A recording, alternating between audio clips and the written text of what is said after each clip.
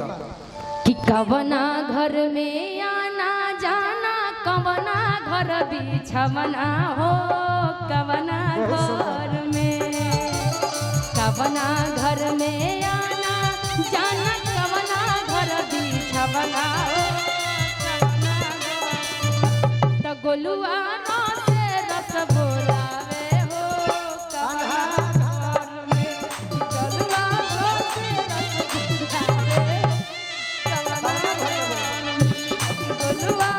से रस बोलावे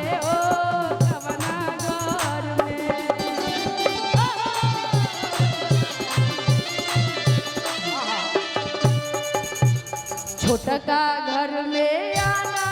जाना बड़का घर बिछवना हो अन्हरा घर में छोटका घर में आना जाना बड़का घर बिछवना हो नयका घर में आए हाय नयका घर में तो पियवा रोज रस बुलावे हो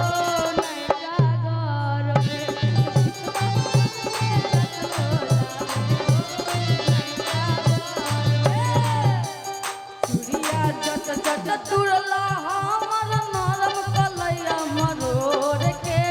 सुनवाए राजा जी चुरिया चट चट तुरला हमर नरम कलैया मरोड़ के सुनवाए राजा जी आय हाय मनवाए राजा जी अब का खटिया के बाटी तोड़ के मनवाए राजा जी अब का खटिया के बाटी ऐसा कुछ नहीं होगा मैं तो मारती हूँ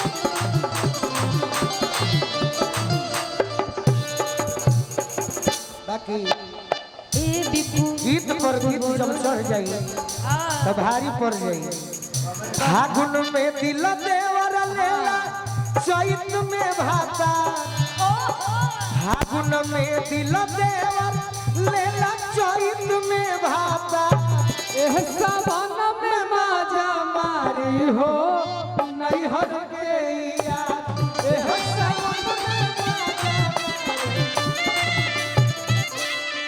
ये निशा है गाँव इनकर बसंत हो हाथ धो के पीछे पड़े जाली नहीं हो निशा राखी के बहाने रामा राखी के बहाने और फिर राखी आपको भी बांधनी वही जा अब की बार रक्षाबंधन में राखी इनको भी बांधनी इनको बांधेगा कहाँ कहाँ बनू बहुत हाथ मिली जाली नहीं हो गोरी राखी के बहाने रामा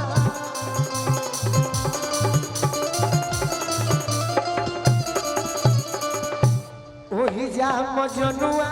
संग खुला कूद फाने रामा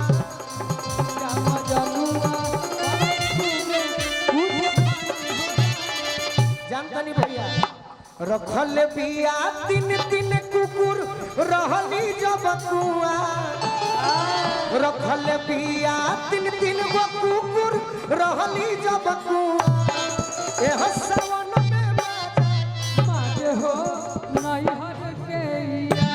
एह सावन में माजे और का गेहूं के पुरू तो पश्चिम भरी कोई हो रामा के पुरू तो पश्चिम भरी कोई हो रामा बिकू के बोलाई खूब करस तो टोई हो रामा बोलू के बोलाई और खूब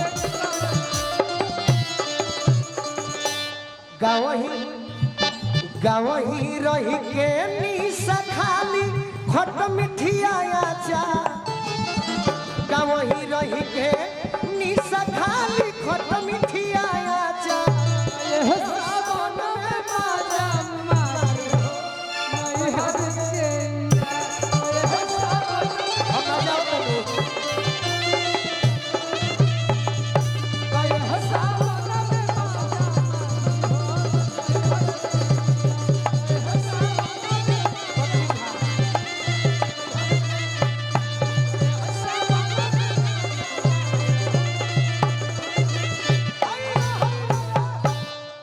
बारे में तो बोल लिए, इधर भी सुनिए, हाथ धो के मेरे पीछे पड़े हैं। ए रुको रुको, पहले मेरे बारे में निशा निशा ने बहुत बार बोला, एक बार बोल लेने दो मुझे।